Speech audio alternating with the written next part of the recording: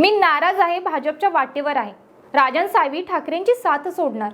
कोकणात मशालीच्या अस्तित्वावर प्रश्नचिन्ह येणार का? जाणून घेऊयात आपल्या व्हिडिओमधून. नमस्कार, मी शिवानी आणि तुम्ही पाहताय एक नंबर. कोकणातील राजापूर विधानसभा मतदारसंघाचे सलग 3 वेळा आमदार राहिलेले राजन साळवी 2024च्या विधानसभा निवडणुकीत पराभव झाले. विरुद्ध असलेले किरण सामंत यांच्याकडून 19,677 मतांनी पराभव पत्करावा लागला. त्यामुळे एसीबीच्या रडारवर असलेले आणि विधानसभा निवडणुकीत पराभूत झालेले राजन साळवी शिवसेना पक्षाला जय महाराष्ट्र करणार असल्याची चर्चा सुरू होती.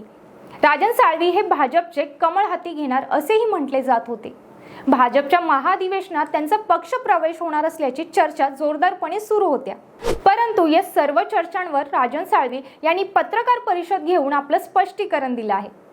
भाजप किंवा शिंदेची शिवसेना पक्षात जाण्याच्या चर्चांवर राजन साळवी म्हणाले की पिकल्या आंब्यावर दगड मारले जातात तसा प्रयत्न भाजपाकडून केला गेला असेल, पण माझ्याशी कोणताही संपर्क अजून झालेला नाहीये. पुढे अजून ते असे म्हणाले की ठाकरेंचा निष्ठावंत सैनिक म्हणून माझी ओळख आहे. 2024च्या पराभवाला आम्ही सर्व सामोरे गेलो आहोत. पराभवाचं दुःख, खंत आणि वेदना माझ्या सकट माझ्या मतदारसंघातील सर्वसामान्य जनतेला आहे. पराभवाची खंत असताना भविष्याकडेही शिवसेना मार्गक्रमण करते. पुढे मिश्किलपणे अजून ते असे म्हणाले की तुमच्या माध्यमातूनच मला समजलंय की मी नाराज आहे, भाजपा किंवा शिंदे गटाच्या वाटेवर आहे. पण तसं काहीही नाहीये. माझ्या रोजच्या कामात माझं मार्गक्रमण सुरू आहे.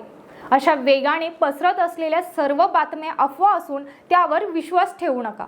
हा निष्ठावंत सैनिक बाळासाहेबांचाच राहणार, यात कोणतीही शंका नाही, असं राजन साळवी म्हणून स्पष्टीकरण दिलं आहे.